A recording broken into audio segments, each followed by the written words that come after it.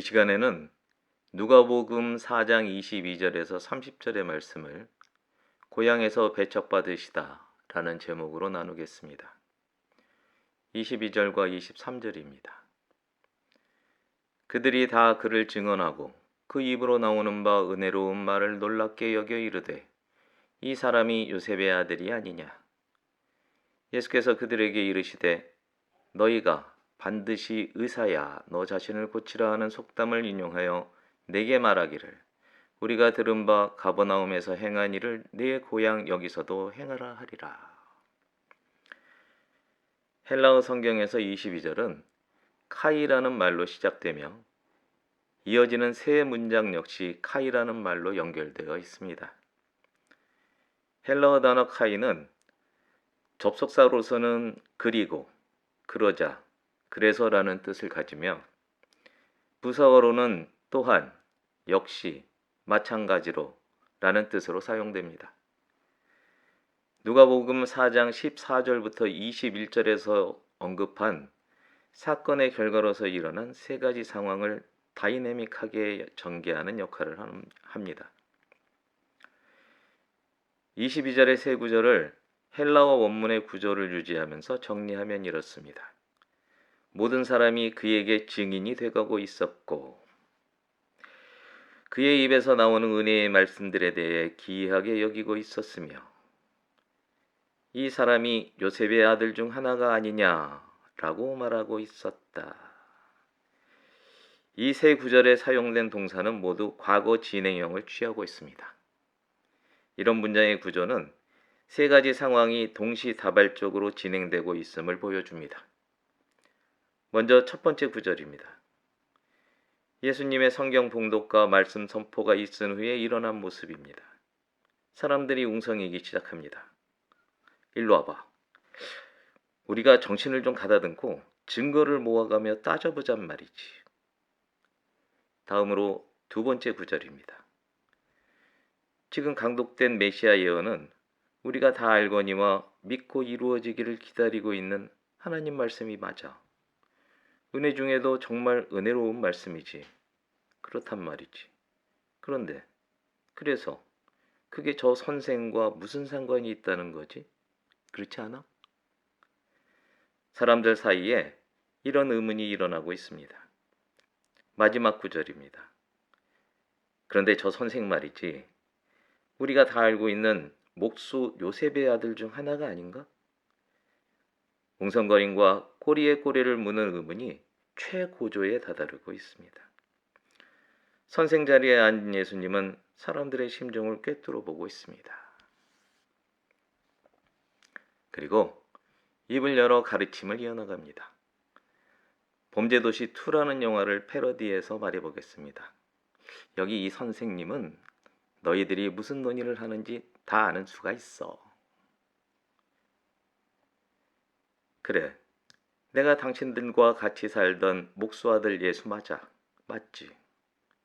당신들 지금 아마 이런 말을 하고 싶을 거야. 선생, 의사야 너 자신부터 고쳐보라 라는 속담이 있잖소. 선생이 가버나움에서 뭘 했는지 우리는 이미 다 알고 있어. 우리가 오늘 모인 것도 또한 그 소문 때문이고 게다가 당신이 누군지 우리 모두가 알고 있으니 다른 말 더 이상 말고 여기 당신 고향에서도 기적을 일으켜보는 게 어떻겠소? 예수님이 꿰뚫어보는 이 상황은 광야에서 사탄이 네가 하나님의 아들이거든 이리 해봐라 라고 시험하던 것과 같습니다.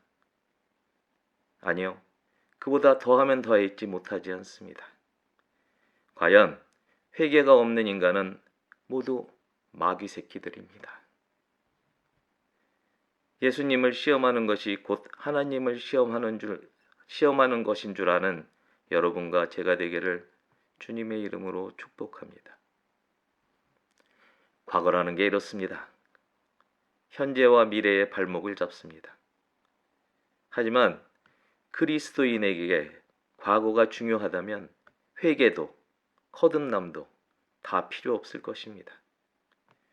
우리의 과거는 누구 하나 예외 없이 아무리 잘나봤자 죄와 사망과 어둠의 자식이라는 사실입니다. 24절에서 27절입니다. 또 이르시되 내가 진실로 너희에게 이르노니 선지자가 고향에서는 환영을 받는 자가 없느니라. 내가 참으로 너희에게 이르노니 엘리야 시대에 하늘이 3년 6개월간 닫혀 온 땅에 큰 흉년이 들었을 때에 이스라엘에 많은 과부가 있었으되 엘리야가 그중 한 사람에게도 보내심을 받지 않고 오직 시돈 땅에 있는 시렙다의 한 과부에게 뿐이었으며 또 선지자 엘리사 때에 이스라엘에 많은 나병 환자가 있었으되 그 중에 한 사람도 깨끗함을 얻지 못하고 오직 수리아 사람 나아만 뿐이었느니라. 예수님이 말씀을 이어나갑니다. 24절 말씀이 마태복음과 마가복음에는 좀 다르게 표현되어 있습니다. 이렇습니다.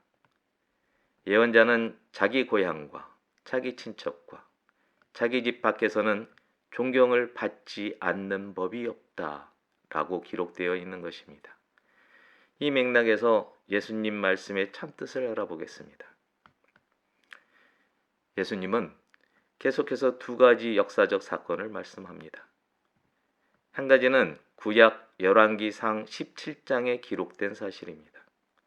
자세한 내용은 여러분이 시간을 내서 읽어보십시오. 요지는 이렇습니다. 이스라엘에 아합이라는 패역한 왕이 있었습니다. 하나님이 명령해 선지자 엘리야를 그 왕에게 보냈고 선지자 엘리야가 하나님 명에 따라 온 땅을 긴 가뭄으로 저주하게 했을 때 아합 왕을 피해 숨어있던 엘리야를 하나님이 이스라엘이 아닌 시돈 땅에 있는 과부에게 보내 음식을 대접받게 하셨습니다. 시돈은 바알을 섬기던 나라로 현재의 레바논과 시리아에 해당하는 지역입니다. 여기에 절묘한 아이러니가 있습니다. 아합 왕이 하나님의 저주를 받은 것은 시돈의 공주 이세벨과 결혼해 바알을 섬겼기 때문인데 하나님의 선지자 엘리야를 섬긴 사람 역시 바알을 추종하는 땅의 과부라는 점입니다. 또 한 가지는 구약 열왕기하 5장에 기록된 사실입니다. 마찬가지로 자세한 내용은 여러분이 시간을 내서 읽어보기 바랍니다. 요지는 이렇습니다. 선지자 엘리사는 앞선 사례에 등장하는 엘리야 선지자의 제자입니다. 엘리사는 스승에게 간청해서 스승의 2배 되는 능력을 받았습니다. 그 시대에 이스라엘에도 많은 나병 환자가 있었지만 치료를 위해 엘리사를 찾아와 치유를 입은 나병 환자는 림몬 신을 섬기던 시리아의 나아만 장군이 유일했습니다. 두 가지 역사적 사건을 통해 예수님이 말씀하려는 것이 무엇일지 생각해 봅니다. 먼저 엘리야 선지자의 사례입니다. 엘리야가 누구에게 보내졌는지가 중요한 게 아닙니다. 하나님이 이방인 과부와 엘리야에게 명령했다는 사실과 엘리야와 이방인 과부가 하나님 말씀에 순종했다는 게 중요합니다. 다음은 엘리사 선지자의 사례입니다. 엘리사에게 누가 치료를 받았는지가 중요한 게 아닙니다. 엘리사를 찾아온 사람이 강대국의 병든 장군이라는 것과 그 이방인이 병을 치료받기 위해 약소국 이스라엘의 백성인 엘리사 선지자에게 순종했다는 게 중요합니다. 하나님의 사람에게 순종하는 것은 하나님께 순종하는 것입니다. 더불어 믿음의 조상 아브라함을 생각해 봅니다. 아브라함이 처음부터 하나님의 사람이었을까요? 아니었습니다. 아브라함도 처음에는 우리와 같은 이방인이었습니다. 우리와 같은 죄와 죽음과 어둠의 자식이었습니다. 아브라함이 하나님의 사람이 된 것과 믿음의 조상이 된 것은 아브라함이 하나님의 말씀을 듣고 믿음으로 순종했기 때문입니다. 중요한 것은 그 사람이 누구인지가 아니라 하나님이 그 사람을 찾으신 것과 그 사람이 하나님 말씀을 믿고 따랐다는 사실입니다.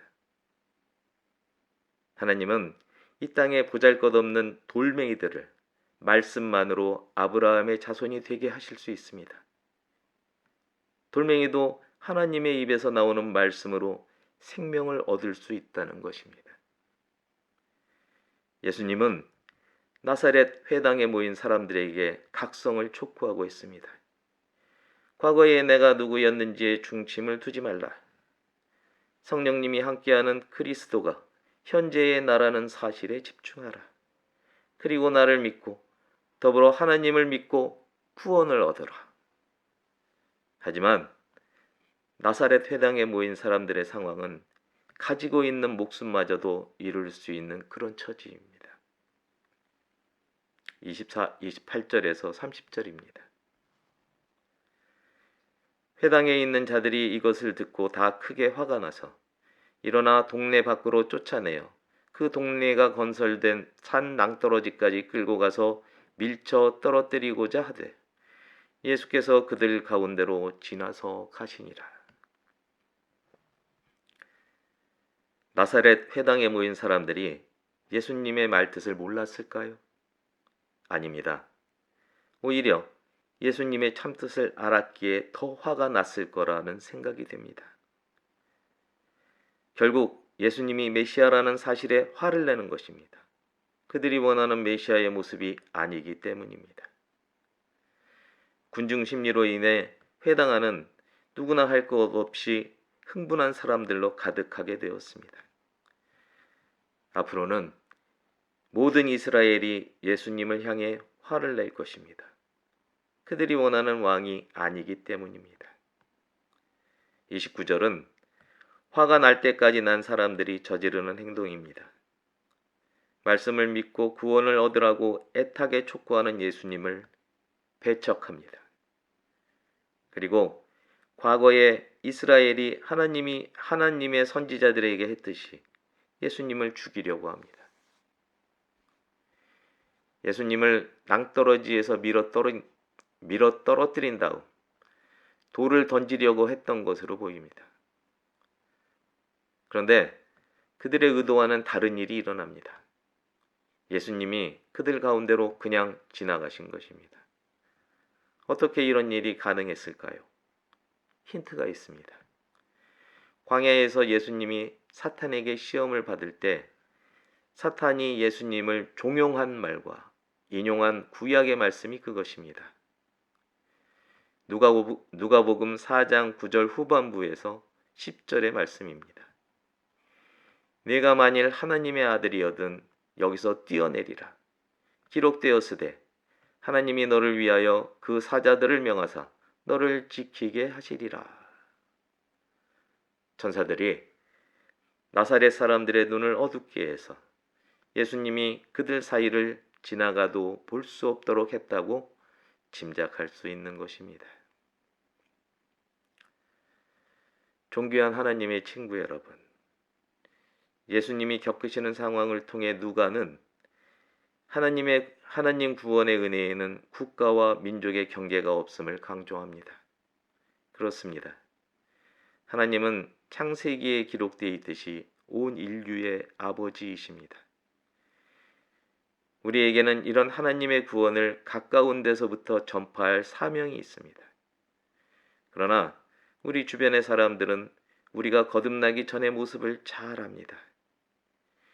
우리에게 부끄러운 과거사가 있을수록 주변 사람들에게 하나님을 전하기가 더 어려울 수 있습니다. 우리 삶이 진정으로 과거의 삶에 철저하게 비교될 때라야 나를 변화시킨 하나님이 비로소 영광을 받으실 수 있습니다. 여러분과 제가 온전히 변화된 삶으로 하나님을 전하게 되기를 주님의 이름으로 축복합니다. 기도하겠습니다.